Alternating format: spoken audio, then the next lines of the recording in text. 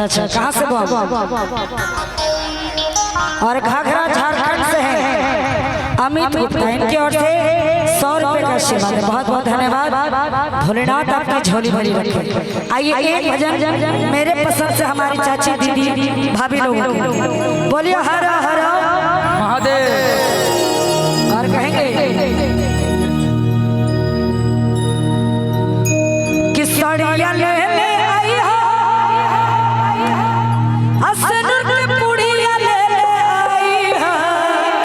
अरे पैसा कोड़ी नहीं के सावन खत्म होवे तो बड़ा कंजूस है कि देवा घर से भैया हरियर देवा घर से धनिया हरियर चूड़िया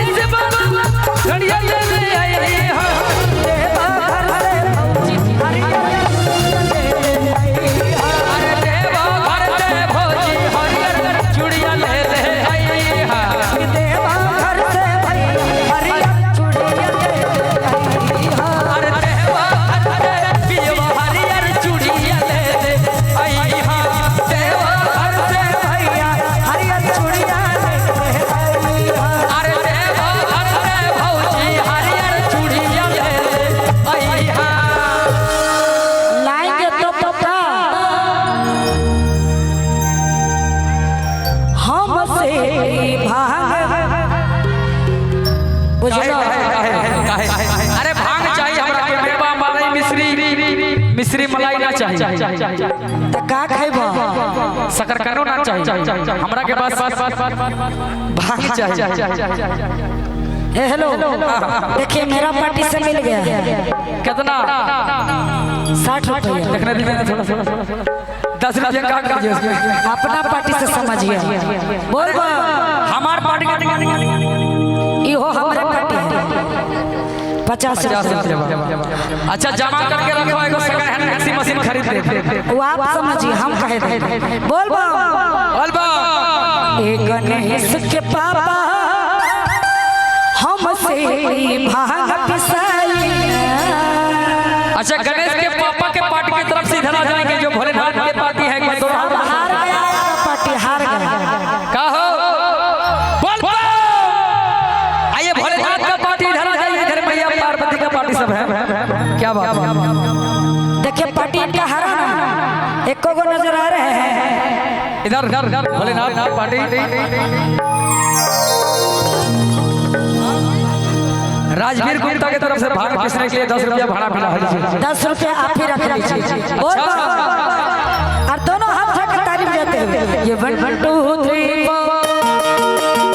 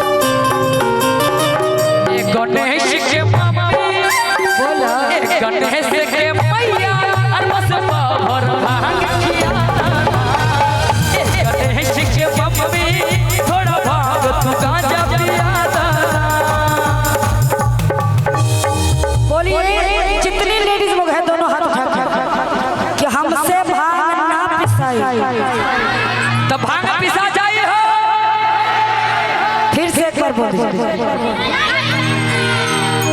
देखिए चाची जी कैसे बोल रहे हैं।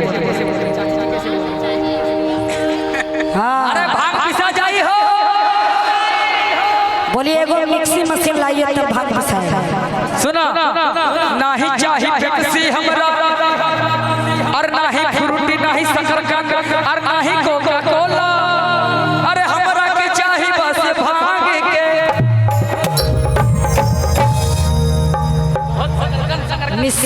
आप ले जाइए मिक्सी मशीन पे भांग पिसाएगा जाइए। अच्छा मिक्सी मशीन जब पैसा बड़े हो जाए सेकंड हैंड खरीद ले तब तक के लिए दोनों हाथ ऊपर खोली बमजी हां और कह के बका बोले कंजूस राजा जी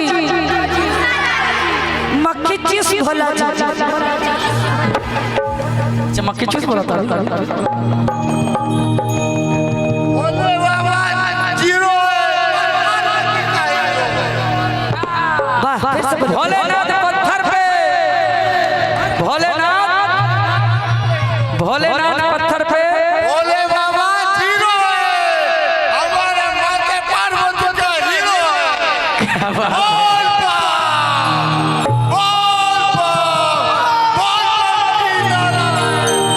हेलो कुछ भाड़ा खर्चा ले लीजिए भाड़ा से काम ना चले हाय रे हाय 50 टका बोल बोल बा और इनके लिए कहेंगे कि दोनों हाथ उठा के कि रउआ देव घर में ले बोझा के दुकट्ठा जमीन ओह जे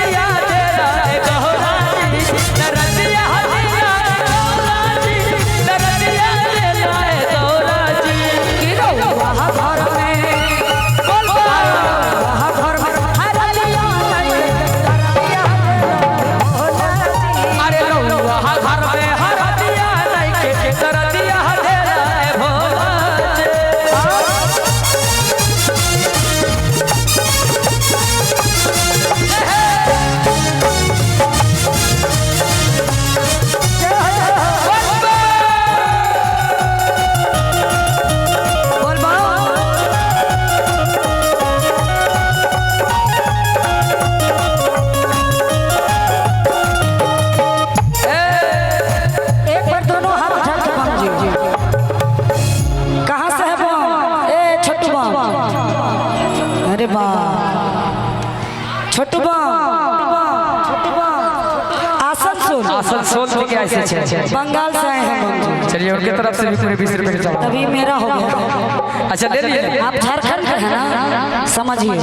बोल हेलो कुकुम बिहारी तोर पटिया गेलो हारी सब भागे लगले देख देख। मेरा पार्टी कोई नहीं हारी, दोनों हाथ उठाइए बंधु जी। इधर वाले बन के उठाइए हाथ।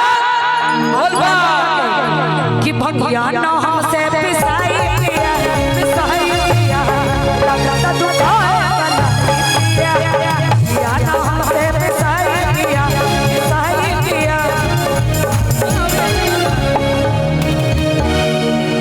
और कहाँ से है गया जिला से आए हैं जी, और इनकी फरमाइश है कि धक्का धक्का करत करे। कने भाड़ा ले लो तब। कहाँ से बम? आसनसोल वाले बम, औरंगाबाद, आसनसोल। अच्छा अच्छा अच्छा अच्छा। एवं 100 रिटर्न किया जाए। कहाँ से बम? अच्छा, गुप्ता मेडिकल बेलगच्छी के इनकी ओर से 100 रुपये का आशीर्वाद दिया है, बहुत बहुत धन्यवाद। 100 रिटर्न कर दीजिए। बोल बोल बा 101 रुपये का आशीर्वाद, बहुत बहुत धन्यवाद। भोलेनाथ आपके मेडिकल को खूब आगे बढ़ाए। बोल हर हर महादेव महादेव। ताइए धक्का धक्का करत करे। बिल्कुल बिल्कुल।